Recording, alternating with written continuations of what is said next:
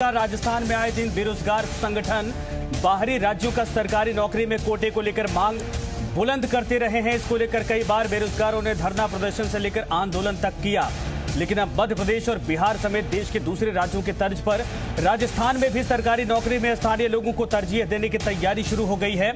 मुख्यमंत्री अशोक गहलोत ने कार्मिक, प्रशासनिक सुधार और विधि विभाग के अधिकारियों को प्रशिक्षण करने के निर्देश दे दिए हैं ताकि परीक्षण किया जाएगा ताकि स्थानीय राज्य के युवाओं को सरकारी नौकरियों में अधिक से अधिक मौका और लाभ मिल सके, क्योंकि अब तक राजस्थान की सरकारी भर्तियों में बाहरी राज्य के लोगों ने ही ज्यादा सीटों पर बाजी मारी है। ऐसे में अब पहले सूबे के युवाओं को प्राथमिकता मिलेगी। इस पूरे मामले पर एक नई बहस शुरू हो चुकी है।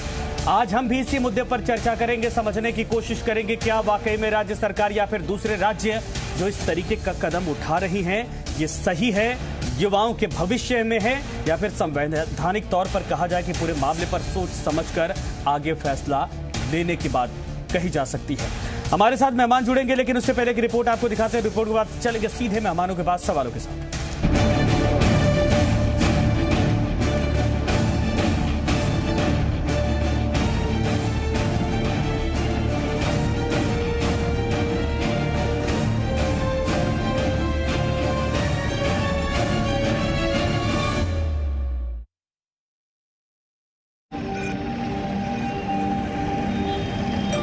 सरकारी नौकरियों में राजस्थान के युवाओं को मिलेगी प्राथमिकता। अभी तक आपने अटक से कटक और कश्मीर से कन्याकुमारी तक एक भारत की तस्वीर खींची होगी, लेकिन कोरोना काल में बदली इस तस्वीर से राज्यों की सरहदों पर लकीरें खींच दी हैं। सूबे के सरकार अपनी जनता से किए नौकरी के वादों को पूरा करने के लिए राज्यों के अभ्यर्थियों को अहमियत देने की बात कह रहे हैं। मध्य प्रदेश के बाद राजस्थान सरकार भी प्रदेश के युवाओं को सरकारी नौकरियों में बड़ा तोहफा देने की तैयारी में है। सरकारी नौकरियों में बाहरी राज्यों के अभ्यर्थियों का कोटा जल्द पूरी तरह खत्म हो सकता है। मध्य प्रदेश, बिहार समेत देश के करीब 20 से 22 राज्य ऐसे हैं जहां पर बाहरी राज्यों के युवाओं की अपेक्षा अलग अलग तरह से स्थानीय राज्य के युवाओं को सरकारी नौकरियों में प्राथमिकता दी जा रही है। सरकार को सर्वप्रथम तो छात्र हितों में ध्यान देना चाहिए। यदि सरकार अभी भी नहीं जागी तो राजस्थान के युवा काफ़ी पीछे चले जाएंगे। सभी राज्यों ने भाषा के आधार पे या स्थानीय मूल निवासियों के आधार पे अपनी शैक्षणिक योग्यता के आधार पे कुछ ना कुछ नियम छात्र हितों में ले रखे हैं। तो सरकार को चाहिए कि राजस्थानी भाषा को या तो सरकार संविधान द्वारा राजस्थान में ऐड करवाए या मूल निवासी वाली योग्यता को प्रदान करे। सरकार सभी राजस्थानियों को, बाहरी राज्यों का ओपन कोटा है तो उसकी वजह से जो अधिकतर सीटें हैं राजस्थान मतलब जनरल कैटेगरी की वो अदर राज्य के बच्चे ले जाते हैं डायरेक्ट और इनडायरेक्टली, और हमें उस राज्यों में रोका जाता है। मुख्यमंत्री अशोक गहलोत और शिक्षा राज्य मंत्री गोविंद सिंह डोटासरा की अधिकारियों के साथ हुई उच्च स्तरीय बैठक में बेरोजगारों के 7 अहम बिंदुओं पर चर्चा की गई। सूत्रों की माने तो सरकार जल्द ही प्रस्ताव को कैबिनेट में रखेगी। इसके बाद बाहरी राज्यों का कोटा खत्म हो सकेगा, क्योंकि राजस्थान के बेरोजगारों का कहना है कि राजस्थान की हर भर्ती में 50% सीटों पर बाहरी राज्यों के अभ्यर्थी बाजी मार जाते हैं। ऐसे में राजस्थान में भी बाहरियों का कोटा तय होना चाहिए। लगातार 2 साल से संघर्ष कर रहे थे। माननीय मुख्यमंत्री जी से मांग करते हैं, जिस प्रकार अन्य राज्य राजस्थान के अभ्यर्थियों को वहां जाने के लिए रोक लगा रहे हैं, तो यहां राजस्थान में भी बाहरी राज्यों का कोटा समाप्त किया जाए, जिससे राजस्थान के अभ्यर्थियों को उनका मूल हक मिल सके। ऐसे में सवाल यह है कि राज्य सरकार का यह फैसला कितना जायज है। क्या इस फैसले से हर राज्य अपने यहाँ स्थानीय क्षेत्रीय अस्मिता की राजनीति को हवा नहीं देंगे? क्या इससे भारत जैसे संघीय संप्रभु राष्ट्र की संघीय ढांचा चरमरा नहीं जाएगा? सरकारी क्षेत्र या प्राइवेट क्षेत्र में योग्यता और क्षमता के पैमाने पर ही चयन नहीं होना चाहिए? ये एक बहस का मुद्दा है। आज हम न्यूज एंड व्यूज में इसी मुद्दे पर बहस करने जा रहे हैं। देखिए, वाकई में ये बहस का मुद्दा इसलिए हो जाता है, हो सकता है कि राज्य सरकार इस बात को लेकर ये तसल्ली दे या फिर जवाब दे कि ये युवाओं के भविष्य के लिए बेहतर कदम के तौर पर देखा जा सकता है और राज्य में हर कोई चाहता कि उसको नौकरी मिले, लेकिन वाकई में एक भारत गणतंत्र के तौर पर संघीय ढांचे के तौर पर और क्षेत्रवाद से बाहर निकलने की जो बात कही जाती है उस तौर पर भी इसको कितना सही कितना गलत माना जाएगा। लेकिन हमारे साथ हमारे जो मेहमान है करके परिचय करवाते हैं, उसके बाद चलेंगे सीधे इन्हीं सवालों के साथ। वासुदेव देवनानी साहब है, पूर्व शिक्षा मंत्री अजमेर से हमारे साथ लाइव जुड़े हैं। राम नारायण मीणा है, कांग्रेस विधायक, इस वक्त हमारे साथ कोटा से मौजूद हैं। और उपेन यादव, प्रदेश अध्यक्ष है बेरोजगार एकीकृत महासंघ के। आप तीनों लोगों का स्वागत है। उपेन यादव जी, मैं शुरुआत आपसे ही करना चाहूंगा क्योंकि आप लगातार कई बार इस तरीके के आंदोलन कर चुके हैं, पिछली सरकार में भी, इस सरकार में भी। सरकार का यह फैसला, अभी मध्य प्रदेश सरकार ने यही फैसला लागू किया, कई जगहों पर क्रिटिसाइज किया गया, कई जगहों पर स्वागत किया गया। इसके पहले बिहार सरकार ने भी इस तरीके के कदम उठाए, वहां पर भी वहां के लोगों ने स्वागत किया, लेकिन बाहरी लोगों ने विरोध किया। दिल्ली में अस्पतालों को लेकर जब जिक्र आया था, केजरीवाल सरकार ने ऐसा किया था, वहां के लोगों ने स्वागत किया, बाहर के लोगों ने विरोध किया। आपकी तरफ से क्या लगता है, क्या वाकई में प्रदेश की युवाओं के हित में यह फैसला है, यही होना चाहिए था, या फिर क्या किया जाए? देखो संजय जी, 20 से 21 राज्यों में राजस्थान वालों को नहीं लिया जाता है। 3 कैडर लागू करा के कि एक तो स्थानीय नागरिक हो या क्षेत्रीय भाषा को लेकर और शैक्षणिक योग्यता को लेकर राजस्थान वालों को 20 राज्यों में 0% लिया जाता था, जबकि राजस्थान में 50% बाहरी राज्यों को एंट्री दी जाती थी। 21 राज्यों के मेरे पास एविडेंस है, 21 राज्यों में संजय जी। लेकिन अब बात ऐसी है कि राज्य सरकार ये निर्णय करी है छात्र हित में, हम इसका स्वागत करते हैं, धन्यवाद देते हैं। जब 20 राज्यों में हम लोगों को नहीं लिया जाता है तो राजस्थान का जो उन बेरोजगारों हक मारा जा रहा था कई सालों से, हम 3 साल से लगातार संघर्ष कर रहे हैं। पूर्ववर्ती सरकार में संघर्ष कर रहे थे और इस सरकार में हमने माननीय मुख्यमंत्री जी के सामने बात रखी है और हमारी मांग को मानी जा रही है, हम इसका स्वागत करते हैं। और छात्र हित में, प्रदेश हित में हम नहीं कहते, हम चाहते हैं देश एकजुट रहे। लेकिन जब 20 राज्यों में राजस्थान वालों को नहीं लिया जाता है तो यहां भी उनका कोई अधिकार नहीं बनता है, क्योंकि आप मिजोरम में जाओ तो मिजो भाषा बोलो, आप गोवा में जाओ तो कोंकणी भाषा बोलो, आप बंगाल में जाओ तो बंगाली भाषा बोलो, आप अलग अलग जगह जाओगे तो अलग अलग भाषा बोलो। स्थानीय नागरिकता बिहार में तो स्पष्ट कह दिया कि वहां का नागरिक होना चाहिए, आप उत्तराखंड में जाओगे तो वहां से शैक्षणिक योग्यता होना चाहिए। ऐसे करके 21 राज्यों में राजस्थान वालों को नहीं लिया जाता। ऐसे में राज्य सरकार का कदम स्वागत योग्य है, हम स्वागत करते हैं और विपक्ष पार्टी को भी स्वागत करना चाहिए। ये प्रदेश के बेरोजगारों के भविष्य का सवाल है। नहीं सर, विपक्ष तो स्वागत करेगा ही करेगा उपेन भाई, कहीं ना कहीं कम होगी। मध्य प्रदेश में विपक्ष की ही सरकार है, जब विपक्ष के इस कदम को खुद इंडोर्स कर रहा है तो वो तो स्वागत करेगा ही करेगा। हमारा इसीलिए सवाल है, आपको हमने इसीलिए आज बुलाया कि आप इस बात को समझा सके, आप इस बात को समझा सके कि जिस संविधान को लेकर हम बार बार कहते हैं, जब राज्य सरकारें, हम युवाओं के खिलाफ नहीं हैं, हम भी चाहते हैं उनको रोजगार मिले, लेकिन क्या वाकई में कोई ऐसा समाधान निकाला जाए जो हमारे संवैधानिक चीजों को भी नुकसान ना पहुंचाए और हमारे बच्चों को, हमारे युवाओं को भी रोजगार दे सके? मैं आपकी बात को समझ गया, मैं दोबारा आपके पास आऊंगा। राम नारायण जी, मैं आपके पास आना चाहूंगा। कहने और सुनने में वाकई में बड़ा अच्छा लगता है, लोक लुभावन लगता है, मंचों पर भी ये बातें कही जाती कि प्रदेश की युवाओं को हम रोजगार देंगे। पिछली सरकार ने कहा 15 लाख नौकरी, आपकी सरकार ने भी दावा किया। हर कोई चाहता है कि अपने प्रदेश में सरकारी नौकरी मिले, लेकिन संविधान में जिस संघीय ढांचे का जिक्र है, क्या राज्य सरकारें, न सिर्फ आपकी सरकार के फैसले को हम सवाल उठा रहे हैं, राज्य सरकारें जो कदम उठा रही, चाहे वो बिहार हो, चाहे एमपी हो, चाहे आपका राजस्थान हो, चाहे इसके पहले साउथ के स्टेट हो, क्या वाकई में लगता नहीं कि संघीय ढांचे को कमजोर करने वाली चीज है? क्या इसका समाधान कुछ और भी हो सकता है? एक राज्य कर रहा है तो दूसरा राज्य भी उसी नक्शे कदम पर चल रहा है, इससे क्षेत्रीयवाद को बढ़ावा नहीं मिलेगा, या फिर बेहतर है? देखिए संजय जी, मैं ये बात मानता हूँ, अभी यादव जी ने कहा, बहुत अच्छी बात है। और सबसे पहले तो मैं राजस्थान के मुख्यमंत्री को और उनकी सरकार को धन्यवाद दूंगा, आभार व्यक्त करूंगा कि जब दूसरे स्टेट ने कर दिया तो भी राजस्थान में ये चीज़ करने जा रहे हैं। लेकिन ये साफ है, आपने बिल्कुल सही कहा है, संघीय ढांचे को आघात लगे, ऐसा काम अभी क्यों हो रहा है, पहले क्यों नहीं हुआ? जहां जहां भारतीय जनता पार्टी की सरकार है वो नौकरियां तो देने रही, केवल ये सबको बात छोड़ रही कि हम आपको स्थानीय लोगों को देंगे। और सही बात तो ये है कि आज दिल्ली में जो सरकार बैठी है, अपने आप को संस्कार कहती है, राष्ट्रीय भावना के ओतप्रोत कहती है, उनको नौकरियां तो बिल्कुल देना बंद कर ही दिया। पूंजीपतियों की सरकार है, पूंजीपतियों की, जैसे आपके कोविड-19 में जब इन्होंने लॉकडाउन किया, लोग सड़कों पे चले, एक भी गरीब आदमी को इन्होंने मदद नहीं की। फैक्ट्रियां बंद कर दी, मजदूरों को तनख्वाह भी नहीं दी। इन फैक्ट्रीज में भी स्थानीय जैसे कोटा में CFCL है, हजारों आदमी काम करते हैं, 95% बाहर के लोग काम करते हैं। ये हमारा दुर्भाग्य है। हमेशा कानून बना रही सरकार, उसके लिए धन्यवाद देते हैं, लेकिन मैं आपसे साफ ये कहना चाहता हूँ कि बीजेपी देश को क्यों तोड़ रही है। राजस्थान की मजबूरी है, लेकिन यहाँ बीजेपी ने उठाया नहीं मुद्दा। नहीं सर, राजस्थान की मजबूरी कहाँ से हो गई, जरा मुझे ये बता दीजिए। और बीजेपी ने कदम उठाए तो क्यों गलत हुआ? बिल्कुल, क्यों, मुझे ये बताइए ना क्यों। ये साफ है। हम किसी जमाने में बिल्कुल वही कर रहा हूं मैं, हम नेपाल को नौकरियां देते थे, हम रंगून को, बर्मा को नौकरियां देते थे, और हमारे वहाँ के श्रीलंका के नागरिकों को हम नौकरियां देते थे। आज हमारी दुर्दशा कैसे हुई? आज सब राष्ट्रों में 10,000, 20,000, 50,000, 1.5 लाख हजार करोड़ रुपए मोदी जी ने बांटा है। आज वो सब दुश्मन बन के बैठे हैं। इंडस्ट्रीज, बिल्कुल राहुल जी ने बिल्कुल सही कहा कि 50 पूंजीपतियों के हाथ में देश को दे रहे हैं। रेल की पटरियां जा रही है, 3,000 रुपए महीने में बेरोजगार नौकरियां करना चाहते हैं, वो नौकरियां उनको नहीं मिल रही। ये दशा क्यों हुई? इसलिए जो स्थितियां पैदा की है बीजेपी ने, आज एक स्टेट का आदमी दूसरी जगह नहीं जाएगा, दूसरी स्टेट का तीसरी जगह नहीं जाएगा। आज हम इसलिए सर्विसेज करते हैं कि बंगाल की भाषा की जानकारी हमारे हो, हमारे आदमी वहां जाएं। लेकिन इन सारी परिस्थितियों में बीजेपी चूंकि देश तोड़ने का काम कर रही है, तो कांग्रेस की सरकार की, राजस्थान की मुख्यमंत्री जी की मजबूरी है। वो देश के, अरे सर ये मजबूरी क्या है?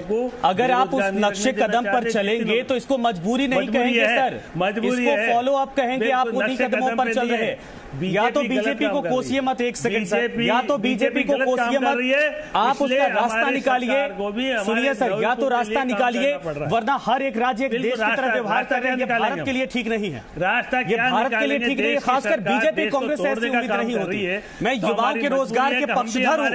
सुनिए सर, बेरोजगार राम नारायण जी, मैं युवाओं के रोजगार के पक्षधर, रोजगार निकलेगा। लेकिन जिस संविधान को लेकर सड़कों पर आप लोग उतरते हैं, लोगों को देंगे, हमारी सरकार स्थानीय लोगों को देगी। इसमें कोई दो राय नहीं है। यानी आप इसको जस्टिफाई कर दिया, ठीक जो प्रदेश जस्टिफाई कर दिया आपने सर, जस्टिफाई कर दिया कि आप भी उसी कदम पर चलेंगे, आप भी उसी कदम पर चलेंगे। बच्चों को नौकरी देना आपकी जिम्मेदारी बनती है, लेकिन संघीय ढांचे को मजबूत करके रखना भी आपकी जिम्मेदारी बनती है। आता हूं सर, आता हूं। देवनानी साहब, राम नारायण साहब ने आपको कोस दिया, आपकी पार्टी को कोस दिया, लेकिन सवाल ये है कि जिस संविधान को लेकर आप भी सर कदम उठाते हैं, बड़ी बड़ी बातें करते हैं, कोई क्षेत्रीय पार्टी अगर इस तरीके से करती है, समझ में आता कि उसको अपने लोकल वोट बैंक का आधार दिख रहा है।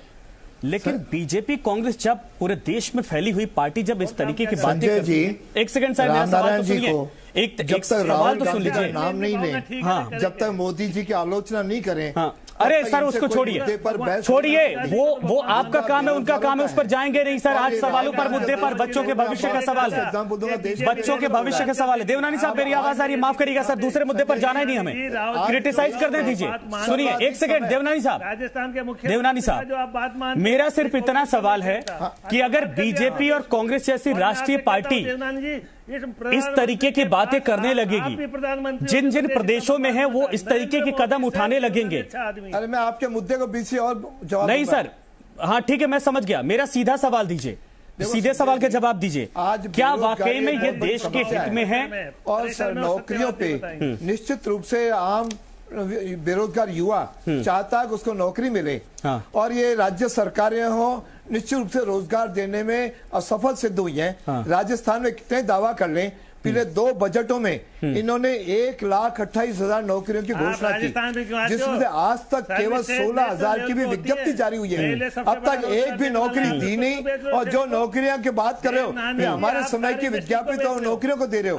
इन्हें मूल मुद्दा पे आ जाओ। ये नौकरियां तो आपने 50 साल तक लोगों को ठगते रहे, वोट लेते रहे, और केवल जो है ना भ्रमित करते हुए युवाओं को। और आप बेरोजगारी भत्ता आपने एक भी युवक को दिया नहीं, केवल बेरोजगारी भत्ते के आधार पे वोट ले पाए। तो इस आधार पे अब जो मूल मुद्दा है नौकरियों का, वास्तव में ये अपना संविधान एक संघीय ढांचा है, एक संविधान के अंतर्गत हम सारी सरकारें और हम सब लोग काम कर रहे हैं। उसके लिए सारी राज्य सरकारों को एक ही नीति का पालन करना चाहिए। यदि बाकी राज्य सरकारें इस प्रकार अपने अपने प्रदेश के लोगों के लिए रिजर्वेशन कर रही हैं और राजस्थान को डिबार कर रही हैं, तो निश्चित रूप से राजस्थान को भी इसमें पहल करके अपने निवासियों के लिए निश्चित रूप से प्रायोरिटी प्राथमिकता देनी चाहिए।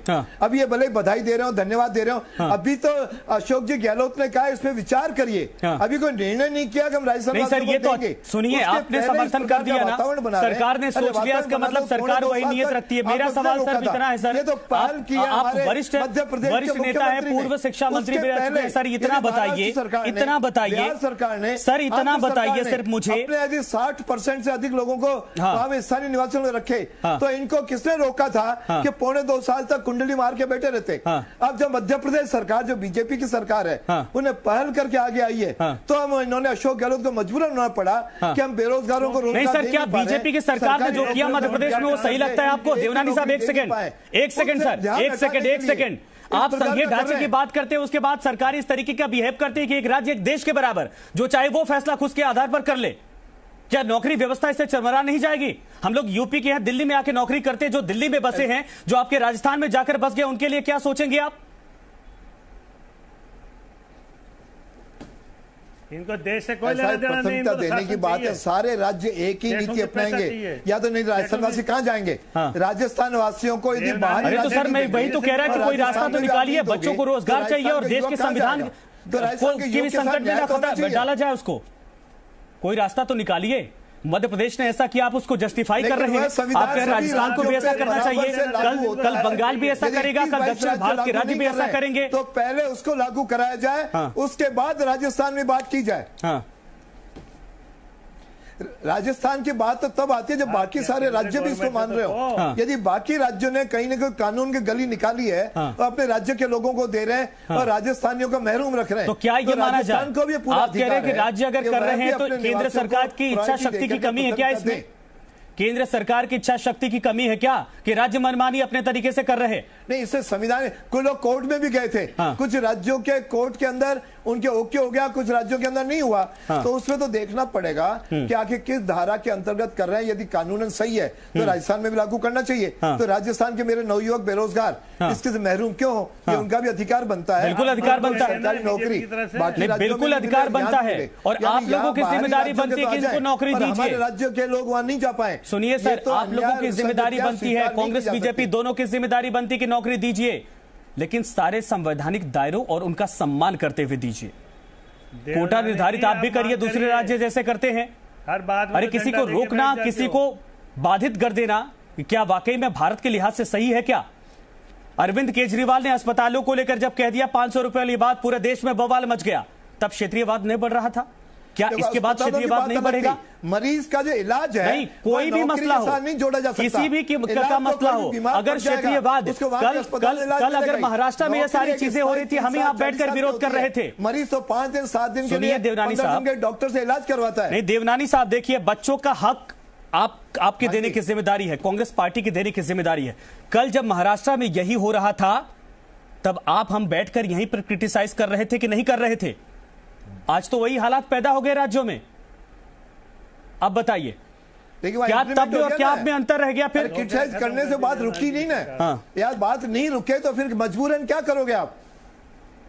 तो उसी पानी में बह जाएंगे आप भी। यदि आप बाकी राज्यों उसी धारा में बह जाएंगे आप भी, तो मेरे राजस्थान के बच्चों के साथ नहीं तो सर होगा। कानून लाइए, नियम लाइए। आप लोग इसीलिए वहां पर बैठे हैं, जनता के प्रतिनिधि बनके। स्वतंत्रता है तो सब जगह। यदि बाकी 21-22 राज्य, जैसे उपेंद्र कह रहा है, यदि वहां इस प्रकार के, तो राजस्थान को भी संविधानिक सारी धाराओं मर्यादाओं के अंतर्गत इस पे विचार करना चाहिए, उसमें से रास्ता निकालना चाहिए। तो सर नियम कानून लाइए ना, कौन विचार करेगा, कौन मंथन करेगा, कौन रास्ता लाएगा? मुझे ये तो बताइए रामनारायण जी, कौन मंथन करेगा? सही कह रहे उपेंद्र यादव कि 22-23 राज्य इस तरीके से करते। जब उन लोगों ने किया, आप लोगों ने ऑब्जेक्शन किया? सरकार को नोटिफिकेशन करना चाहिए। आप लोगों ने ऑब्जेक्शन किया? आप भी केंद्र सरकार में थे, आप भी, ये भी केंद्र सरकार में है। अरे क्यों वहां की आप कांग्रेस क्यों नहीं करती है? आज बंगाल में बोले, वही तो कह रहा हूं, आप भी केंद्र सरकार में थे 2014 तक। आपने किया क्या वाकई में? तो आप बाकी राज्यों में बोल क्यों नहीं रहे हो?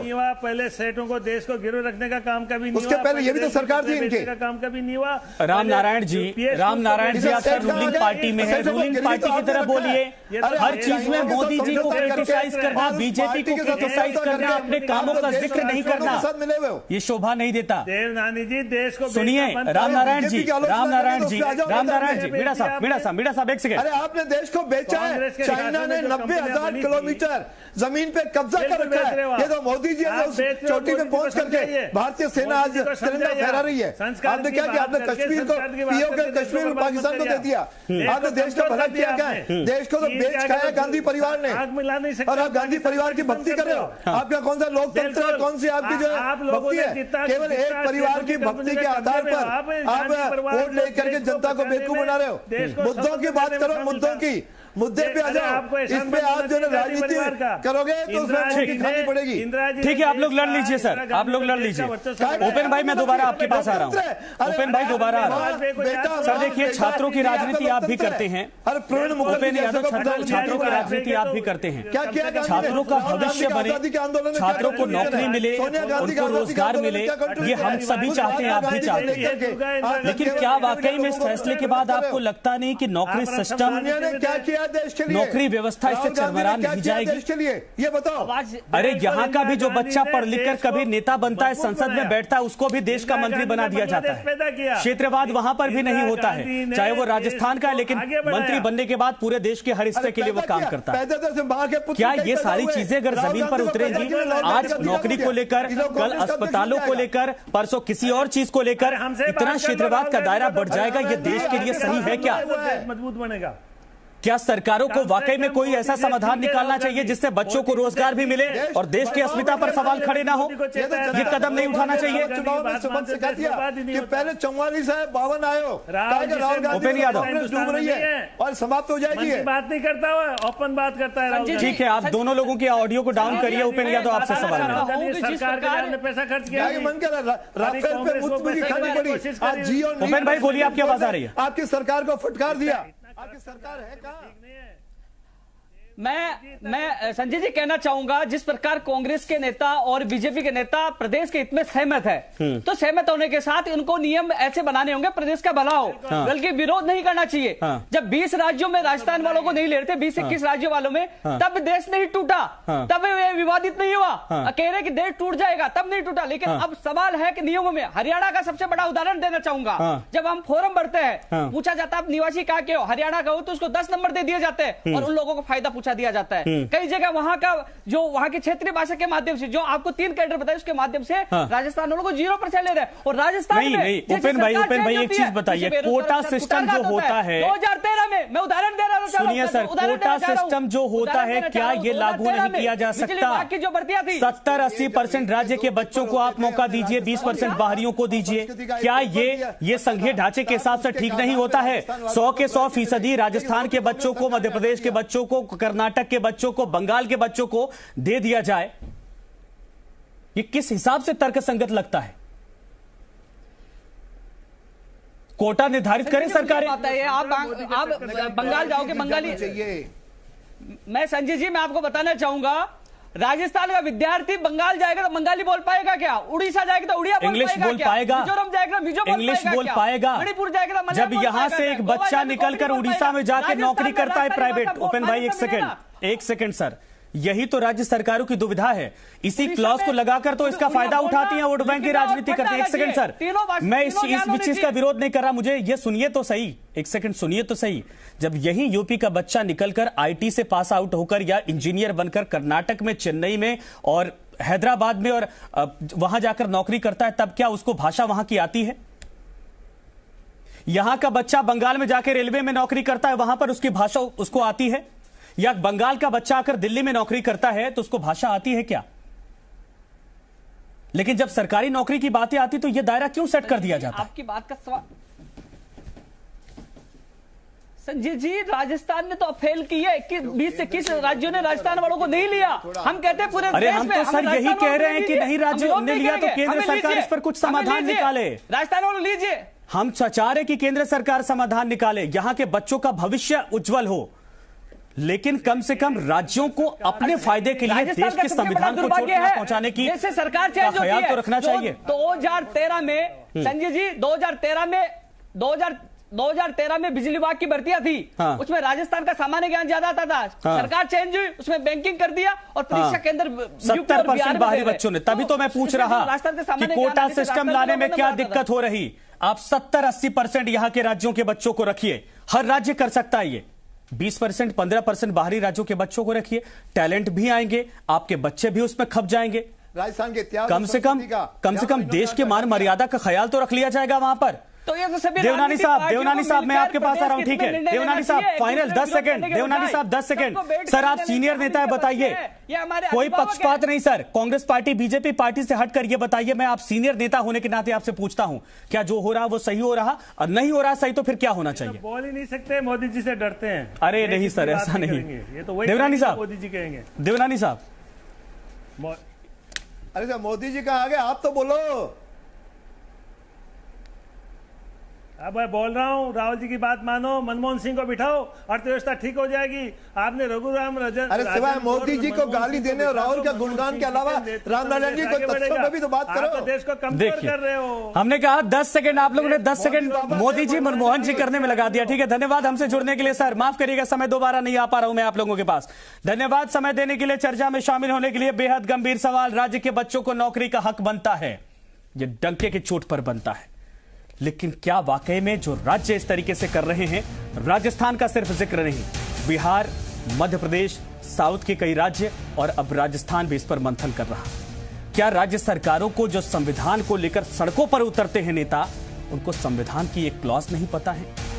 क्या वाकई में अपनी नाकामियों को छुपाने के लिए संविधान की चीजों को तोड़ा मरोड़ा जा रहा? अरे आपकी सत्ता है, नौकरी दीजिए, नौकरियां निकालिए, आप रेवेन्यू जनरेट करिए, लोगों को रोजगार दीजिए, लेकिन संवैधानिक मान मर्यादाओं का उल्लंघन तो मत करिए, तोड़िए तो मत। कम से कम ये राजस्थान बीजेपी कांग्रेस का नहीं, पूरे देश के नेताओं से आग्रह है। नमस्कार।